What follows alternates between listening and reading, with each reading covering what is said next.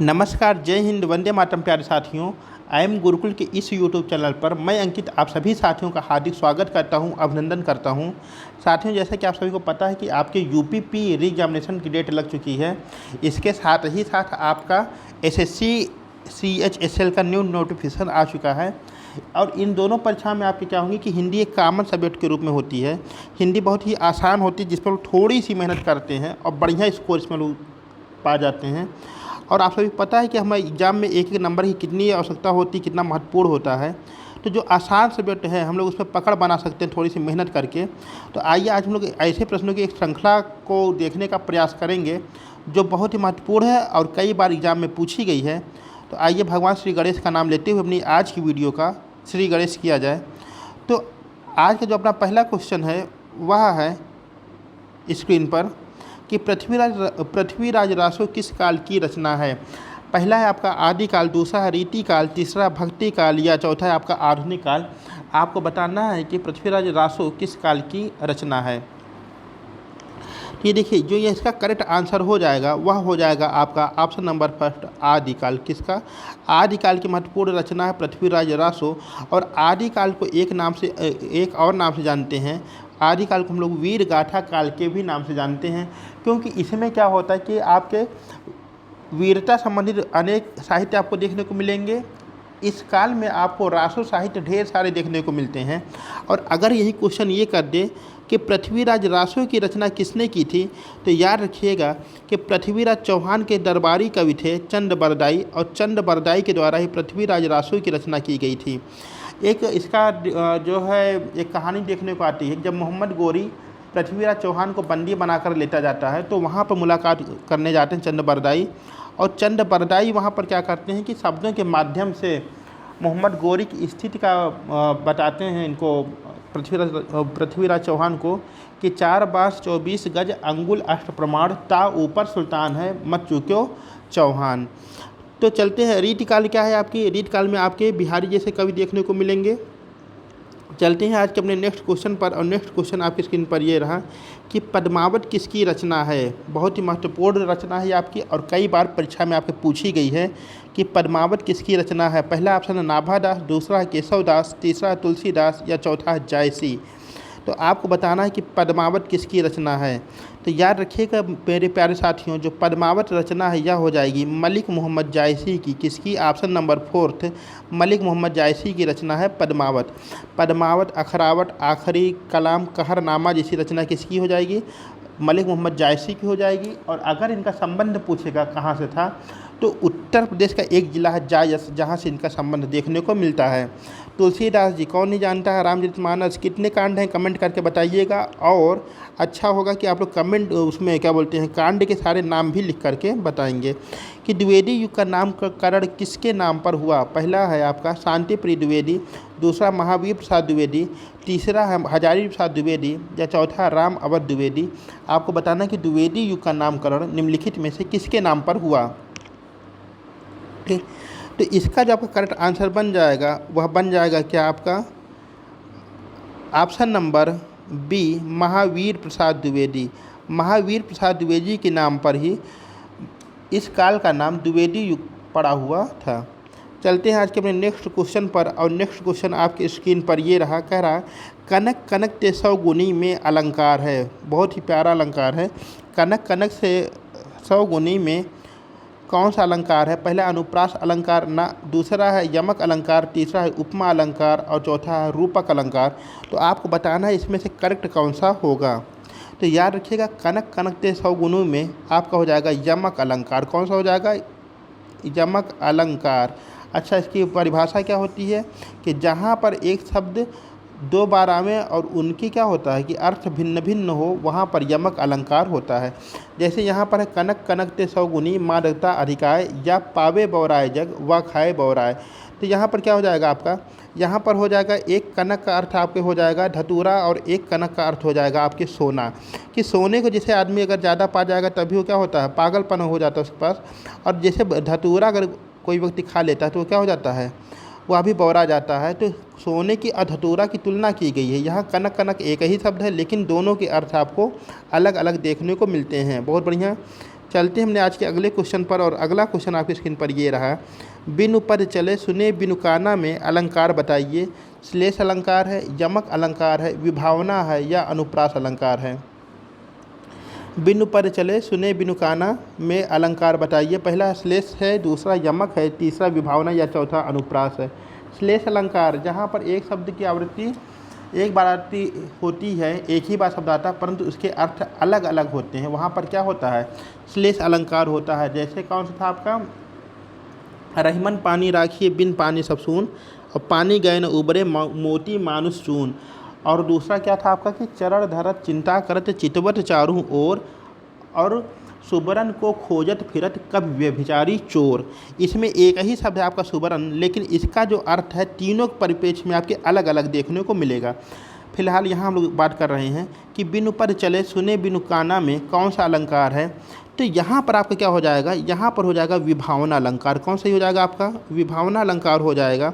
जब बिना कारण के ही कोई कार्य होता तो वहाँ पर हो जाता है आपका विभावना का अलंकार। अब यहाँ पर देखिए, पैर नहीं है फिर भी चल रहा है, और कान नहीं है फिर भी वह क्या कर रहा है, सुन रहा है। तो इसमें क्या हो जाएगा आपका विभावना अलंकार। जहाँ बिना कारण ही कोई कार्य हो रहा है वहाँ पर हो जाएगा आपका विभावना अलंकार। बहुत बढ़िया। चलते हैं अपने आज के नेक्स्ट क्वेश्चन पर, और नेक्स्ट क्वेश्चन आपके स्क्रीन पर मेरे प्यारे साथियों ये रहा। बहुत ही बढ़िया आपके लिए एक मोटिवेशनल थॉट है अब्दुल कलाम जी का। खुश रहने का बस एक ही मंत्र है साथियों, उम्मीद बस खुद से रखो किसी और इंसान से नहीं। सही बात है, जब हम दूसरे से उम्मीद रखने लगते हैं तो कहीं ना कहीं वो हमारे लिए क्या होता है कि कष्टकारी हो जाता है ना।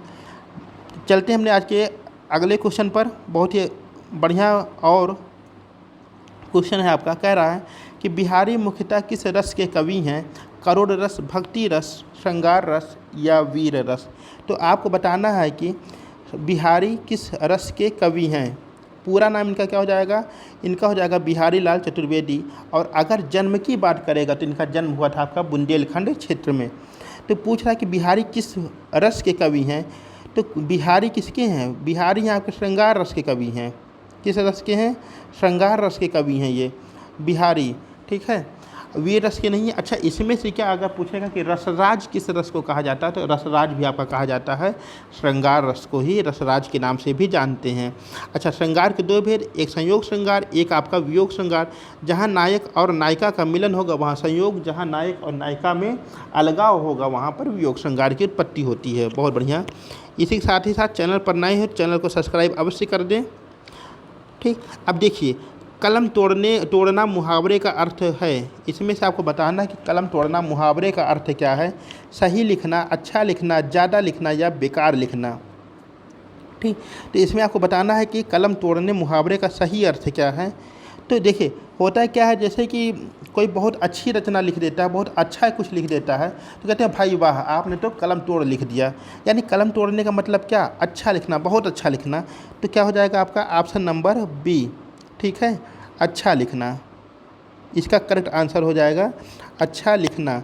चलते हैं आज के अपने अगले क्वेश्चन पर, और अगला क्वेश्चन आपका कह रहा है कि कंजूसी से धन व्यय करने वाला। इसके लिए एक शब्द क्या होगा, कंजूसी से धन व्यय करने वाले के लिए एक शब्द क्या होगा, मृषण होगा ना, अल्पव्ययी होगा, बिल्कुल नहीं, मितव्ययी होगा नहीं, कृपण हो जाएगा। क्या हो जाएगा, ऑप्शन नंबर आपका फोर्थ हो जाएगा कृपण। कि कंजूसी से धन व्यय करने वाले को क्या कहते हैं, कृपण कहते हैं, ठीक है। चलते हैं आज के अपने नेक्स्ट क्वेश्चन पर, और नेक्स्ट क्वेश्चन आपकी स्क्रीन पर ये रहा कि उत्पादक ज़मीन को क्या कहते हैं। उत्पादक मतलब जिस ज़मीन से आपके उत्पादन होता है उस ज़मीन को क्या कहते हैं। ऑप्शन नंबर पहला खेतिहर, दूसरा है कृषिपूर्ण, ऑप्शन नंबर तीसरा है नम, या ऑप्शन नंबर चौथा उर्वरा। तो उसे क्या कहते हैं, तो उसे हम लोग कहते हैं उर्वरा। क्या कहते हैं, उर्वरा भूमि कहते हैं, ठीक है। जिस भूमि से आपका उत्पादन होता है, अनाजों का उत्पादन होता है, उसको हम लोग उर्वरा भूमि कह के नाम से जानते हैं। बहुत बढ़िया। चलते हैं हमने आज के नेक्स्ट क्वेश्चन पर, और नेक्स्ट क्वेश्चन आपकी स्क्रीन पर ये रहा। आज के लिए नया क्वेश्चन हो सकता है ये कि कारमुक का सही अर्थ क्या है। कारमुक का सही अर्थ क्या है। पहला कामी पुरुष, दूसरा धनुष, तीसरा कक्षा या चौथा कोख। तो इसमें आपको बताना कारमुक का सही अर्थ क्या है। तो यहाँ पर जो आपका करेक्ट आंसर बन जाएगा मेरे प्यारे साथियों, वह बन जाएगा ऑप्शन नंबर बी धनुष। क्या हो जाएगा, धनुष। यहाँ पर कामी पुरुष मत लगाइएगा, नहीं तो आपका गलत हो जाएगा। कारमुक का सही अर्थ होता है धनुष। क्या होता है, धनुष होता है।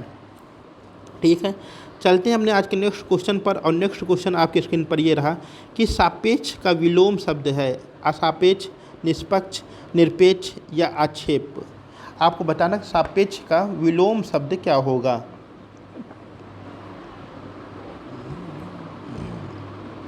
तो यहाँ आपका जो करेक्ट आंसर बन जाएगा वह बन जाएगा आपका ऑप्शन नंबर 3 मीन्स क्या, निरपेक्ष। सापेक्ष का क्या हो जाएगा आपका, निरपेक्ष हो जाएगा। चलते हमने आज के अगले क्वेश्चन पर। और अगला क्वेश्चन कह रहा है कि सौम्य का विलोम क्या है। आपको बताना कि सौम्य का विलोम शब्द क्या है। पहला सौभाग्य, दूसरा है शत्रु, तीसरा है उग्र या चौथा दुराशय। ठीक, देखिए कोई सौम्य है, ठीक, और क्या है, कोई सौम्य है और इसका विलोम क्या बनेगा, उग्र। क्या हो जाएगा, उग्र हो जाएगा कि एकदम गुस्से में, आंखें लाल लाल, भौहें तनी हुई, चेहरे पे एकदम से गुस्सा झलक रहा है, तो हो जाएगा उग्र। सौम्य मतलब जो एकदम से प्यारा सा बच्चा है वह होगा क्या आपका सौम्य। और सौम्य का विलोम क्या हो जाएगा, उग्र हो जाएगा, गुस्सैले स्वभाव का। ठीक है, चलते हैं आज के अपने नेक्स्ट क्वेश्चन पर। नेक्स्ट क्वेश्चन कह रहा है कि दिन का पर्यायवाची बताना है, तारीख, तिथि, वासर या मिति। आपको बताना कि दिन का पर्यायवाची क्या है, तारीख पर तारीख, मिलाड़ हो तारीख पर तारीख। तो इसमें आपको बताना कि दिन का पर्यायवाची क्या है। तारीख बिल्कुल नहीं है, तिथि बिल्कुल नहीं है, मिति बिल्कुल नहीं है। Option number C will be correct answer means दिन का पर्यायवाची बन जाएगा आपका वासर। क्या बन जाएगा, दिन, दिवस, वासर। ठीक, तो दिन का पर्यायवाची क्या हो जाएगा आपका, वासर हो जाएगा। ठीक, चलते हमने आज के नेक्स्ट क्वेश्चन पर। और नेक्स्ट क्वेश्चन आपके स्क्रीन पर है कि नवग्रह में समास बताइए। कर्मधारय है, तत्पुरुष है, द्वंद्व है या द्विगु है। तो आपको बताना है कि नवग्रह में कौन सा समास है। ठीक, तो देखिए पहला पद संख्यावाची, और संख्यावाची किस में आता है आपका, द्विगु में आता है। तो यहाँ पर आपका कौन सही हो जाएगा, ऑप्शन नंबर 4 द्विगु समास नवग्रह में देखने को मिलता है। ठीक है, द्वंद्व समास जहाँ दोनों ही पद क्या होते हैं, समान होते हैं, वहाँ पे द्वंद्व समास। तत्पुरुष समास जहाँ पर द्वितीय पद या उत्तर पद प्रधान होता है वहाँ पर क्या होगा आपका तत्पुरुष समास। और कर्मधारय समास जहाँ पर विशेषण और विशेष से मिलेंगे वहाँ पर क्या होगा आपका कर्मधारय समास देखने को मिलता है। बहुत बढ़िया, चलते हैं आज के अपने नेक्स्ट क्वेश्चन। और आज के अपने लास्ट क्वेश्चन पर कह रहा है महेश में संधि बताइए। आपको बताना कि महेश में कौन सी संधि है, दीर्घ संधि है, यड़ संधि है, अयादि संधि है या गुण संधि है। तो मेरे प्यारे साथियों देखिए जो आपका महेश में संधि होगी वह हो जाएगी आपकी ऑप्शन नंबर डी गुण संधि। क्या हो जाएगी, गुण संधि। और जब इसका हम संधि विच्छेद करेंगे तो ये बन जाएगा आपका क्या, महाधन ईस करने पर बन जाएगा आपका महेश। क्यों, क्योंकि आ और ई मिल करके क्या बन जाएंगे आपके ए बन जाएंगे और शब्द आपका बन जाएगा महेश। वीडियो कैसी लगी कमेंट बॉक्स में अवश्य बताइएगा। और इसके साथ ही साथ चैनल को सब्सक्राइब करके अपना योगदान भी अवश्य दीजिए। मिलते हैं अगली वीडियो में, तब तक के लिए मेरे प्यारे साथियों जय हिंद जय भारत।